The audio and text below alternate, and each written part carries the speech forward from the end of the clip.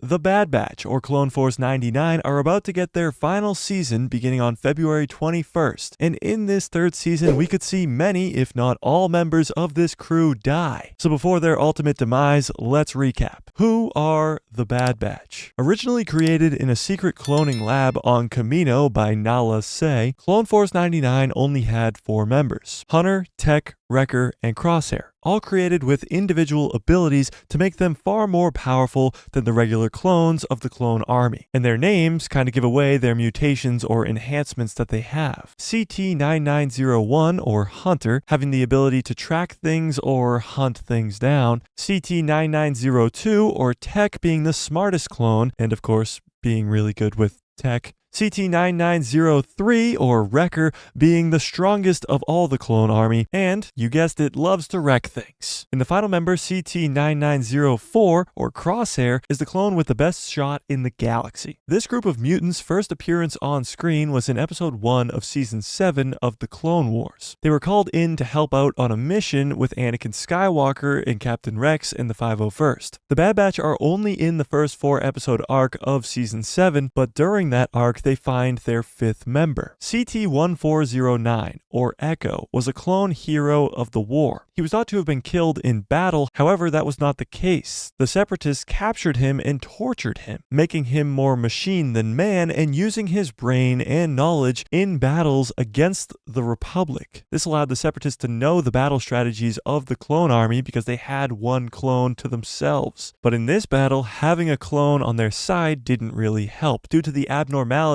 of Clone Force 99's tactics, the Republic was able to win this battle and save their soldier in Echo on the planet Skeko Minor. Echo, with his newfound enhancements of being mostly machine thanks to the Separatists, found a new home with the Bad Batch. But their next appearance wasn't until Season 1, Episode 1 of their own show, The Bad Batch. And this season started off in a dark note with Order 66. Clone Force 99 was called in as reinforcements to help Kanan Jarrus and his master, Depa Billapa, to fight against the Separatists. However, at the time, Palpatine executed Order 66, which was the order to kill all the Jedi. Depa did not survive, dying to the clones around her, but Kanan Jarrus, her apprentice, was able to escape due to the help of the Bad Batch. Order 66 only worked because all the clones in the clone army had inhibitor chips in their head. And this meant no matter how much they cared about or followed these Jedi generals, it didn't matter. These inhibitor chips forced them to kill the Jedi in front of them. But due to the mutation in Clone Force 99, the inhibitor chip has been altered, and this allowed them, for the most part, to not execute Order 66. Crosshair in this situation being the exception, as he tried to kill Kanan Jarrus, because as he says, "Good soldiers follow orders."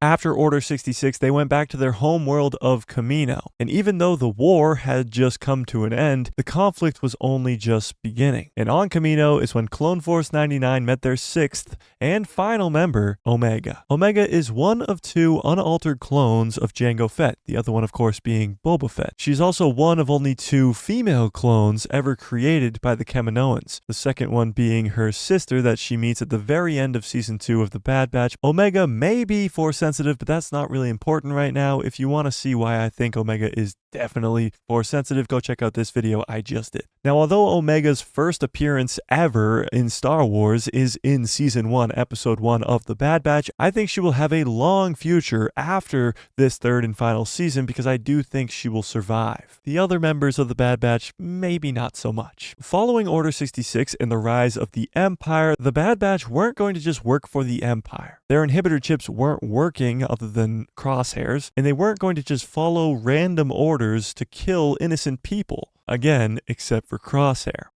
Good soldiers follow orders.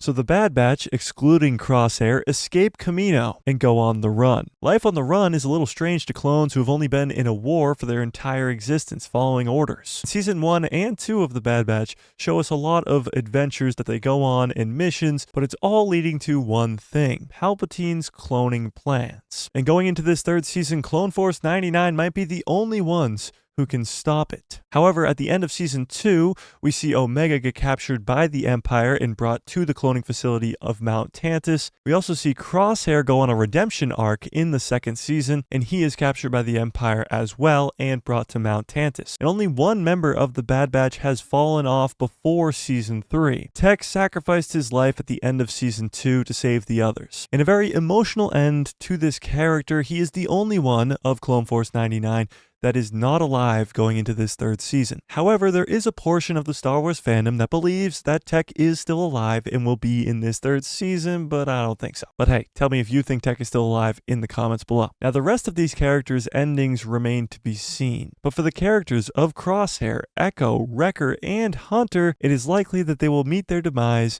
in this final season. Notice how I left off Omega because I do believe that she will be the last one standing of Clone Force 99 and live past this third and final season. But the Bad Batch story still continued on February 21st with a 3-episode premiere, but Clone Force 99 is not the only story that might come to an end in this third season, as Asajj Ventress is making her triumphant return, but won't this retcon her already canon death? I explain how Asajj is still alive during the events of the Bad Batch Season 3 in this video right here, so don't be left behind because the Bad Batch is only a few weeks away.